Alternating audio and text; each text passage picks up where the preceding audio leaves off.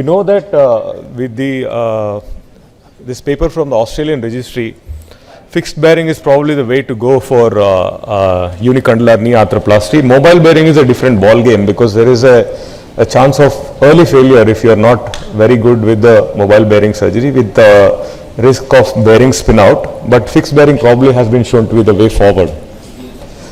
What is the role of robotics for fixed bearing uni? It's very clear.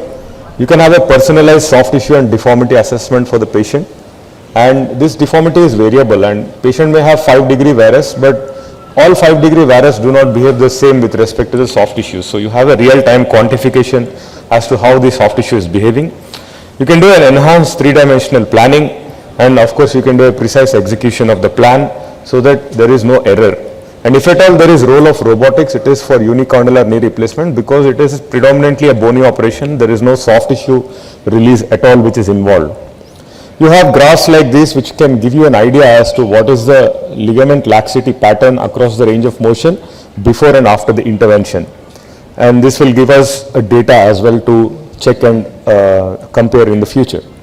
Why is this important? You can predict edge loading and fine-tune implant positioning before the edge loading happens, and this is critical for success of fixed bearing unicondylar knee replacement. If you look at conventional versus robotic, there is a fundamental difference in workflow. The conventional depends on field and surgical expertise, which cannot be denied. Dr. Yadav showed us how to feel and do a very good conventional knee replacement. That is not a problem. The problem here is that you cut the bone first, then you assess, and then you have to plan. The robotics gives us an opportunity for real-time feedback. So you have assessment first, then you make the plan, and then you execute that plan without an error. So this probably works well in across hands irrespective of field and surgical expertise. If you look at the data which is published, it is very clear that the radiological parameters are definitely superiorly restored with the use of technology, especially the sagittal positioning of the femoral component. And when we look at multiple radiological parameters, the robotic is more likely to be successful as compared to conventional surgery. And if you look at the dispersion of how the data is with respect to the distal femoral angle, the proximal tibial angle, the tibial slope, and the sagittal femoral positioning, the dispersion again in robotic is very narrow, but in a conventional surgery you have wide variation of results which are seen with respect to the radiology. The accuracy of the component sizes between tibia and femur again has been well documented, with the robotics being superior to conventional. And if you look at the overall alignment within 2 degrees of what is acceptable, the dispersion away from the neutral is much more with a conventional technique that makes it more unpredictable, especially in the setting of a fixed bearing uni.